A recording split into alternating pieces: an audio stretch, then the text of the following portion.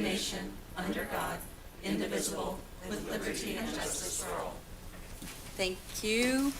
Miranda, roll call.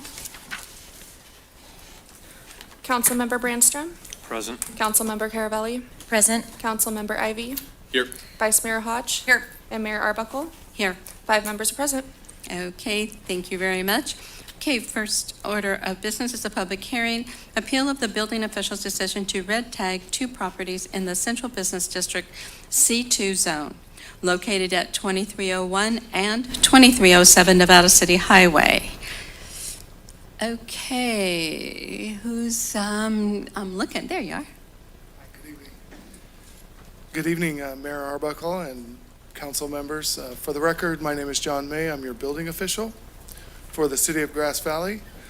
So the item before you tonight, first of all, I appreciate your time. I appreciate all of you making it. The item I have before you tonight is an appeal of a notice of violation and an order to abate that was issued by the building department and dated April 17th, 2024. I'll try to be brief with the background information, but there's a few key points I do want to lay out. In February of 2024, while on an adjacent parcel for an unrelated matter, city staff observed a large accumulation of junk and debris on the properties in question, 2301 and 2307 Nevada City Highway.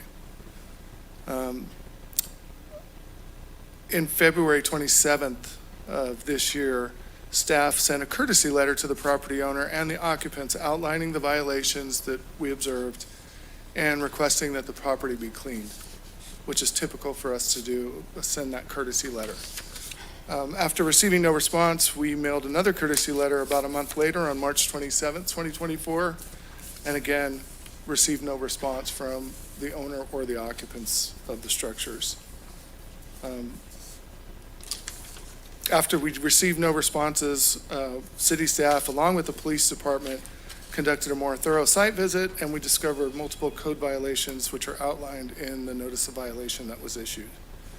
The notice of violation was mailed and posted on the property on April 16th, 2024. Unfortunately, as you know, on April 22nd, 2024, there was a large structure fire which completely destroyed one of the buildings on the site, which further dilapidated the site and has since created another health department violation on the property that's not addressed in the notice and order.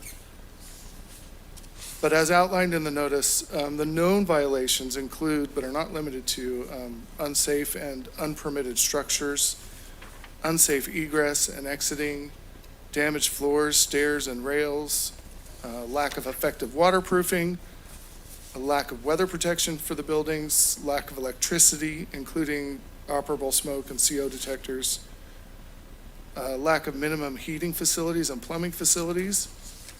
And I'd also like to point out that I use the term "but not limited to" because city staff has not yet had the opportunity to inspect the interior of the building. These are all observable violations from the exterior of the home. And so there may be additional violations which are unknown. In closing, due to the violations of the Grass Valley Municipal Code, California Building Code, International Property Maintenance Code, and the clear lack of utilities and other minimum safety standards, staff recommends the current notice of violation in order to abate be upheld. And I believe Miranda has prepared a short slideshow that demonstrates some of the conditions on the properties in question. And after that, I'd be happy to answer any questions you may have. Hello, Mayor and Council. This is Miranda Bacon. For the record, I am a community services analyst. I have put together a presentation of photos from our various site visits, so I'll go through those with you now. So like John said, we sent courtesy notices prior to actually stepping foot on the property.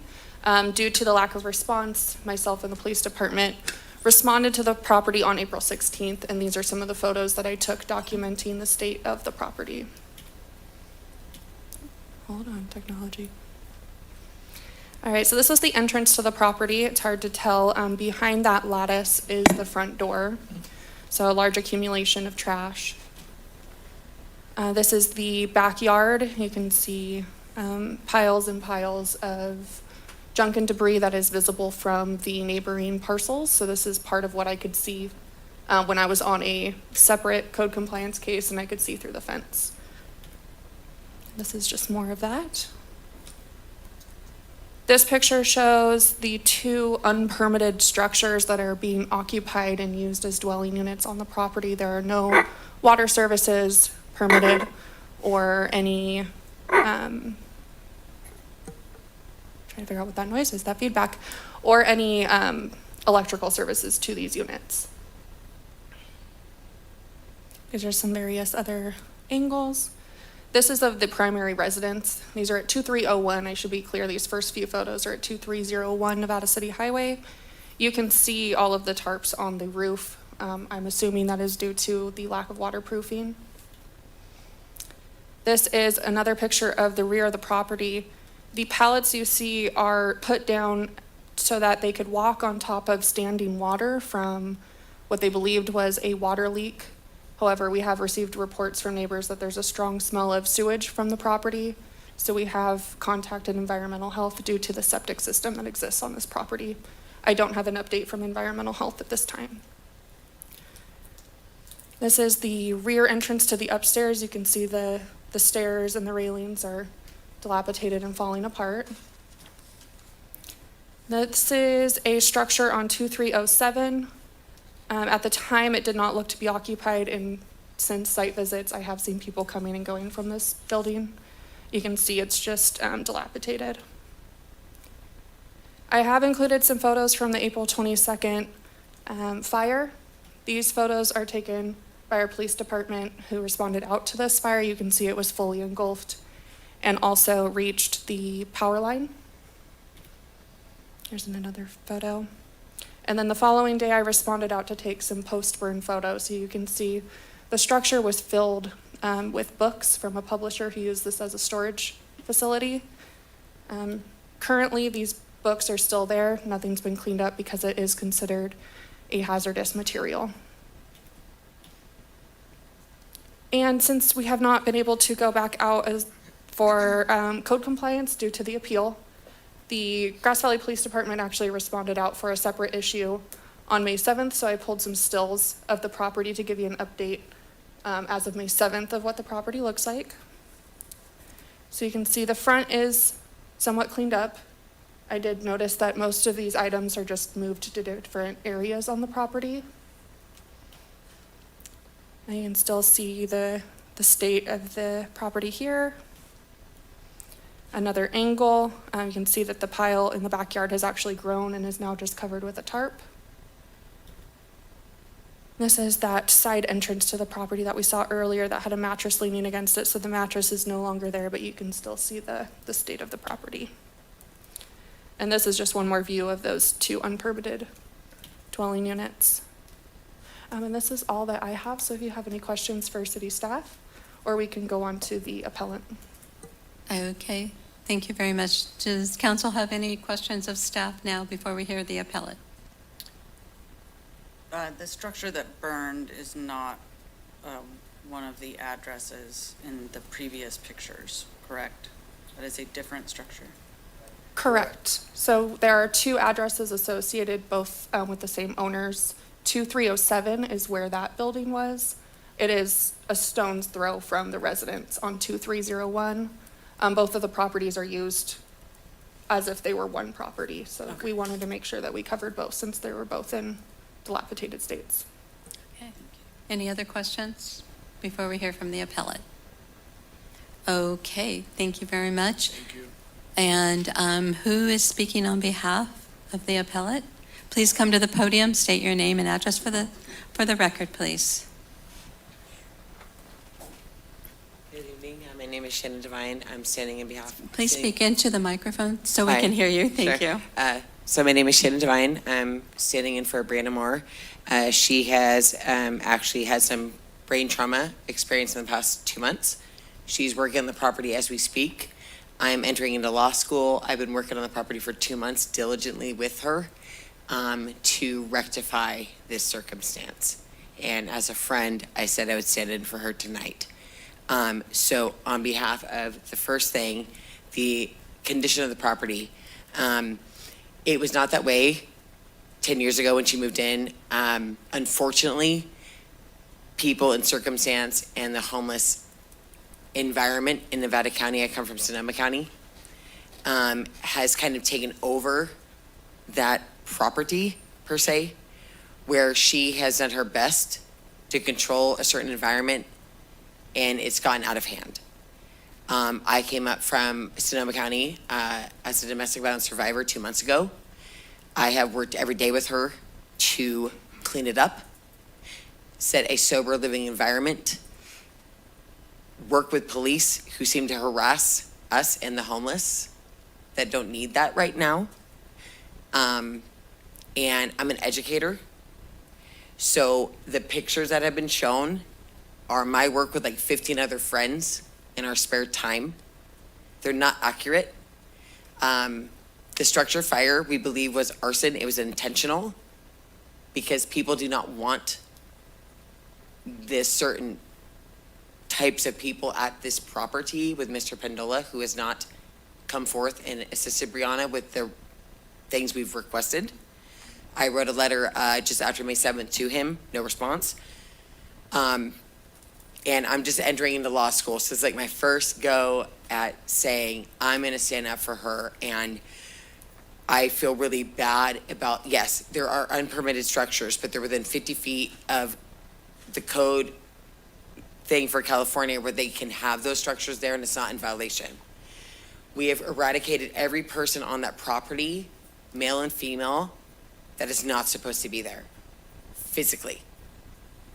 I have cleaned up so many things on top of dealing with my own personal life, and I've helped create a little movement on the mountain to say, like, we don't want certain things around us. We know it's gotten out of hand, but this has been her home for 10 years with her son and with people of the community that really respect and adore her, and I do too. And I'm saying tonight, like, we are asking for the appeal, we paid the fines, we're doing what we're, 6 of 8 things that the city and the county has asked are checked off as I'm standing here right now. So on that fact, I just would like to say, you know, I'm here, I'm a true humanitarian, like, I love this county, and I'm sorry for the state that that's gotten into, but no more people need to be put on the street, especially like women and kids. That's all I'm gonna say. And I have all paperwork necessary to show it with pictures and things. I just was kind of like, today got a little bit like wonky, so I had to switch hats and get here. But you know, I really would hope that the community would stand behind us and know that we're kind of saying no to the fentanyl outbreak, to certain ways of people living and the trash and everything. Like, I'm putting my life on hold to help this county from Sonoma County, from one human to another. And that's all I'm going to say. So thank you. And that's it. Okay, thank you for that. Is she the only one speaking on behalf of the appellate? That is correct. The appellant has 7 minutes to present, and then we can open up to public comment. Okay, fine. Then I will bring it back to council and see if they have any questions of the appellate at this time before I open it to public comment. Is this our only opportunity to address the appellate? Yes. Um, If you could come back up to the podium, please.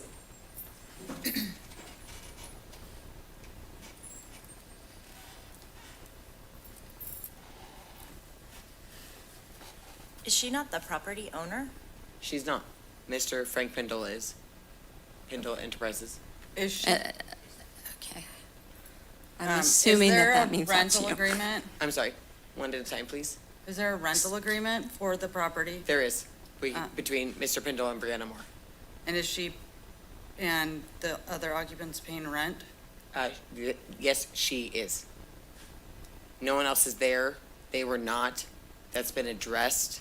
I have physically bent over backwards to make sure that these people are aware that you cannot do certain things and squat this, that, and the other, and I've eradicated them from the property. Okay, but she is paying rent. To Mr. Pendola. And there is a rental agreement? Yes, there is. Okay, thank you. Any other questions? Bob, I think you said you had a question? Yes, you said some people are still living in the property, some people are no longer there. I'm curious, how many people are still actually living on the property? As of right now, it's just myself, Brianna Moore, her boyfriend Brett, and then my boyfriend.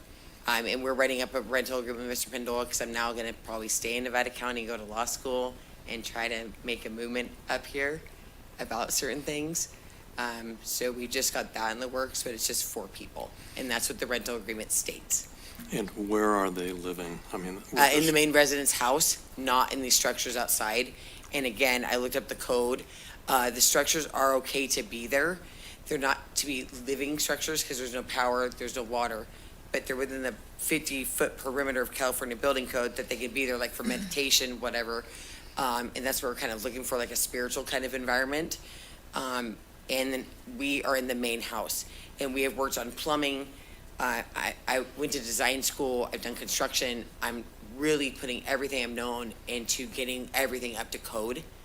And asking people from Sonoma County to come help me, contractors, things like that, my friends, to really pull for this property that was beautiful when her godfather, I believe Arthur, started this, to get it back to that state. And the fire, I'm sorry, I'm pretty sure it was majorly intentional to make a statement. And we've kind of had our hands tied of like, how do we get it cleaned up? Because like we have our hands tied too with coding and it's an environmental hazard at this point. So I'm trying to figure that out, just going into law. So basically 4 people are living in a house now that has no power?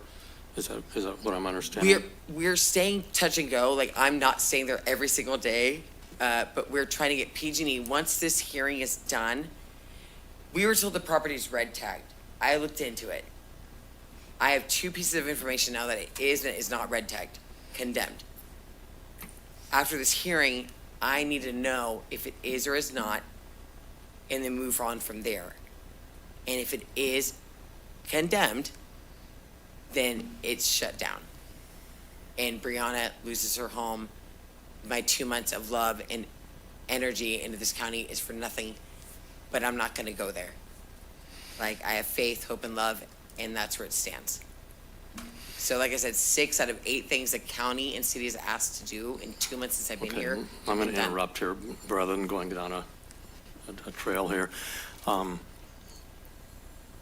The city has provided several notices to, I believe, the tenants and the property owners.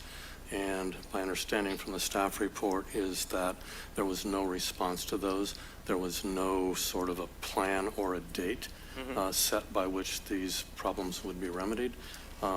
Is that true as far as you know? It's false. Miss Brianna Moore was ejected from a vehicle with head trauma about a month ago. And then I wrote up a plan of action, sent it to Mr. Pendola. There was no response. And I did it all by city coding. So there is a plan of action, and we are just waiting on Mr. Pendola for a response. So there is a plan of action, but it has not Absolutely. yet been submitted to the city. Not to the city, just to Mr. Pendola. Okay. And I have one further question that may not belong to you, may belong to council. I'm a little confused by this. The tenants seem to be the one doing all the work. Where does the property owner come into this? Is there no responsibility or liability there for the conditions of the property? Right. My suggestion would be that you let the rest of the public testimony come in, and then let's see what questions there are at that point, and we'll figure out how to get the answers. Okay. The answers may be coming. Okay, thank you.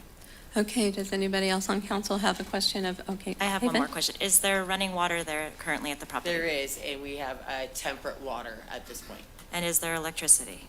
Right now, they won't put the electricity back on until this hearing's over and deemed either red tagged or lifted. Okay, thank you. We've already got a new account set up with PG&E Okay, they're willing to turn on. Okay. thank Anybody you. else on the council have any questions of the appellate? And, okay, thank you Thank very you. much. Thank you, very miss. much. Okay, I'm going to open this up to public comment. Anybody that would like to speak to this issue and this issue only, please come to the podium, provide your name and address for the record.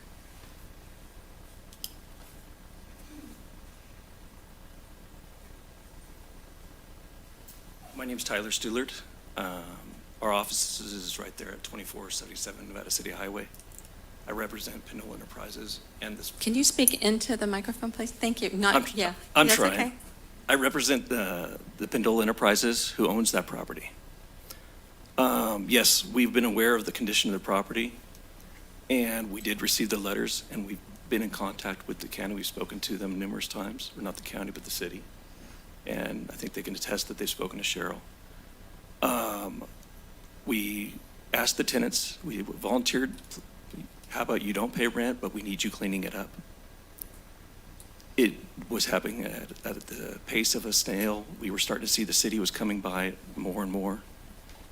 We then delivered a 60-day notice, giving them notice to leave.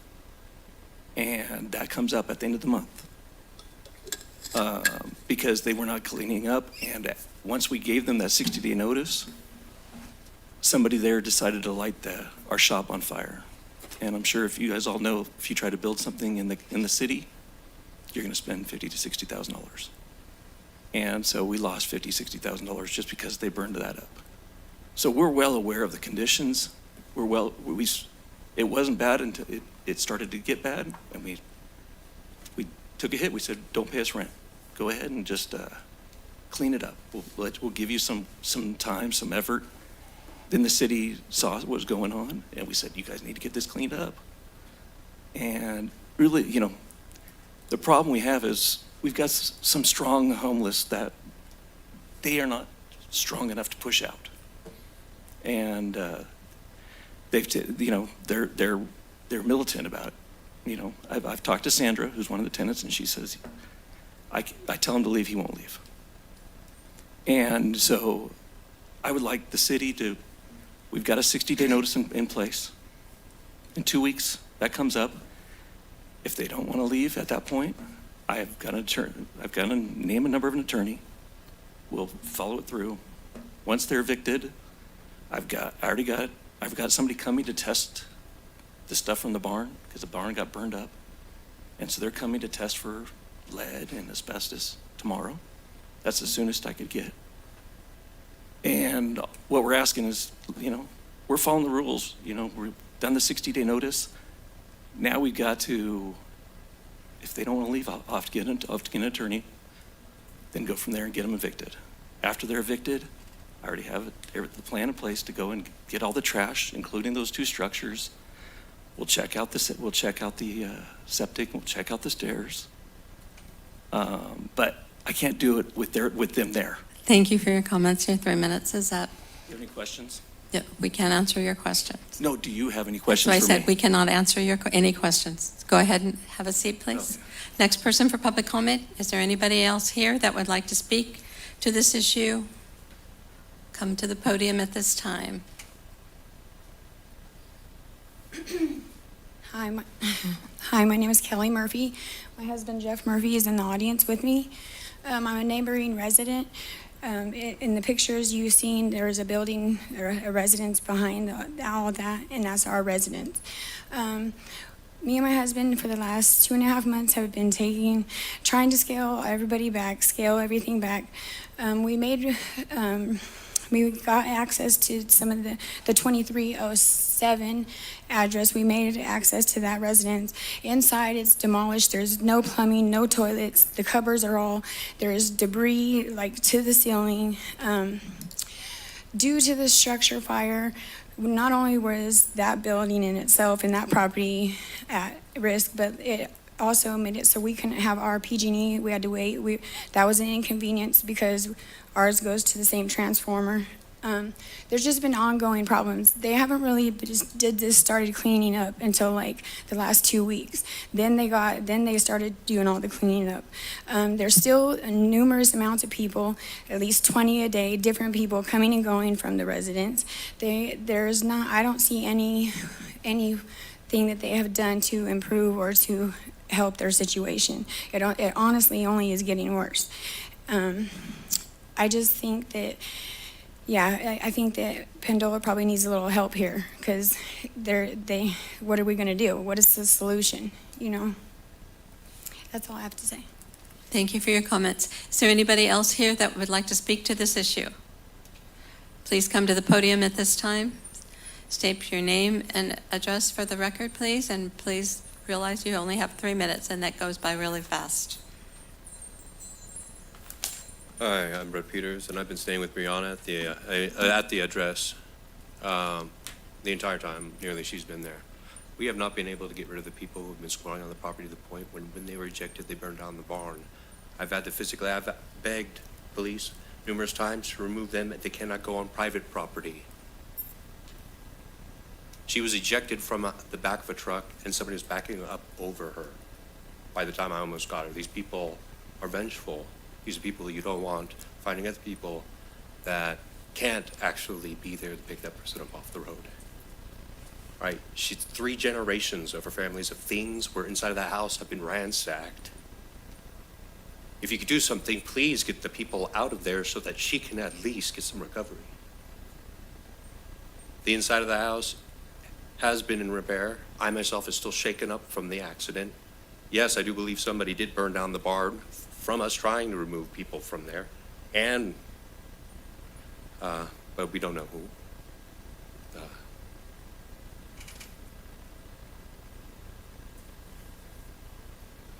Other than that, all the departments, everybody did amazing. Thank you. Thank you very much. Thank you for your comments. Is anybody else here that would like to speak to this issue? I'm sorry, you've already had the opportunity to speak. Anybody else here? I Oh. have a virtual comment if you'd like me to go. I'm with that. sorry? I have a virtual public comment. I was going there. Matthew, go ahead. Matthew Coulter, Grass Valley, concerned citizen. I've taken pictures of this property for years. It's not something that has been boiling for a few months or even a few years. The city has neglected it for many, many years. It's sad that the Pendolas allowed this to go on and this fire hazard to possibly get away from that property and go right up Banner Mountain. Also on the Pendolas property, there's many people living in tents. They have direct paths straight to Spirit House, as well as this house that we're talking about in these properties. They walk back and forth because they don't want them doing drugs at Spirit House. So they go into the tents on the Pendolas property, or they go into the shed, or they go into these houses. And the burned papers from this fire are all the way down at Lumberjacks now in the street and in the plants and in everywhere. So by not containing it, it's just spreading everywhere. And it's outrageous that it falls upon the community to have these problems mitigated by wealthy developers. I'm sorry, the Pendolas are multi-freaking millionaires, and they're leaving the city to deal with this nightmare on their property. It's a complete eyesore. It should be removed for that alone, let alone all the overdoses, fires, car thefts, chases. It's a nest. That whole part of town, from Banner Mountain Bridge, people are living in the woods all the way down to Gates Place.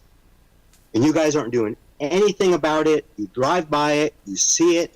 You obviously now have come to the point after something is burned severely, you're willing to do something about it. What about the previous years? It's like you guys don't live here or something. You drive by this stuff, you see it. Take your glasses off, Jan. You can see it. It's literally a foot from the bike path, which is full of gravel and unusable, that goes right by there.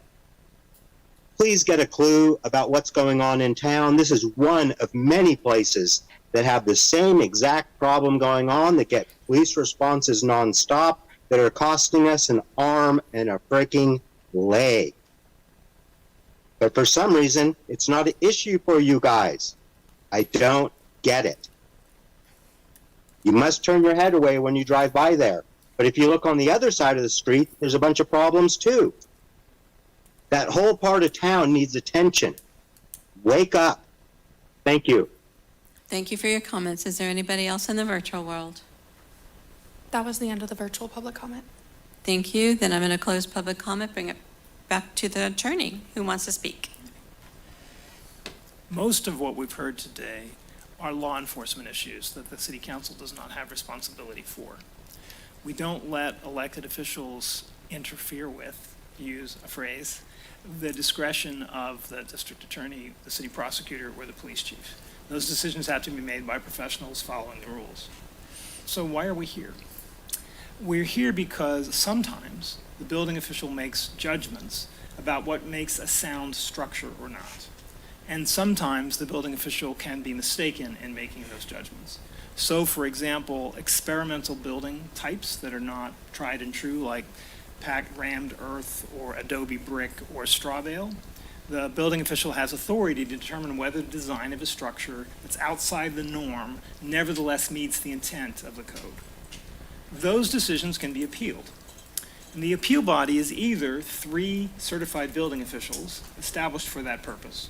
We don't have such a body because we don't get very many of these appeals. You've never done one before. I think this is the first one I've done in this city in my 10 or 12 years here. Or the city council. And there are recent cases saying it really means the city council has to have the hearing. What you've heard today is not a basis to believe the red tag is inappropriate. What you've heard is a basis to believe that some human compassion is required, and these people would like time and space to make things better. So be it. The only judgment for the council is this property substandard? So I think from the lawyer's perspective, you have very little choice but to say, yeah, it's substandard, and we leave to our staff and the county social welfare agencies the opportunity to adjust the other more human elements of this problem. Okay, thank you. I'm going to bring it back to council for further discussion and or a decision. Who wants to go first? Hillary? I have just a question No, for sure. our attorney. Though the business before us is with regard to whether or not the building official, the red tag findings are correct, with regard to the human element, given that this has been publicly noticed, can we speak to that part? Or You can speak to it, but you shouldn't attempt to give direction to your staff. They got to do what they got to do. Because if they do what they do and it looks like it was a political judgment, then it may be suspect in a court of law. It wasn't a professional judgment based on the code. It was 3-2 in a political body. That's why I'm encouraging you to stay in your lane on this. I see. Thank you. Okay, Bob? Back to council. I'm still unclear. Who is the responsible party here? Is it the landowner, the property owner, or the tenant, or some combination thereof if there is a rental agreement spelling out maintenance responsibilities? It's everybody.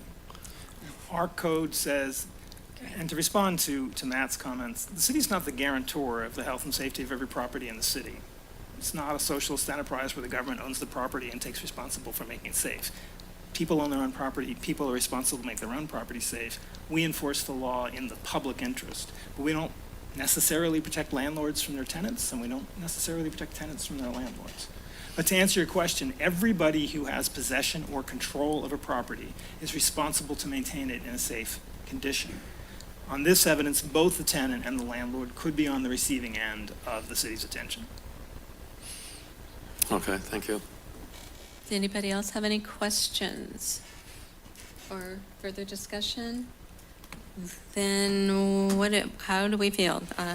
Staff recommendation is that we deny the appeal and uphold the building official's decision to red tag 2301 and 2307 Nevada City Highway due to Grass Valley Municipal Code and International Property Maintenance Code violations. Somebody want to make that motion, or So moved. is there a second? Second. Okay, all those in favor signify by saying aye. Aye. Opposed? Abstentions? Okay, motion carries. And the remainder of the issues arising from this property will continue to be the work of city staff and county officials. We'll keep working on it. Okay. Well, I want to thank everybody for coming out and hearing this. We are going to adjourn. We will have our regular scheduled meeting which begins at 6 p.m. Thank you all for coming.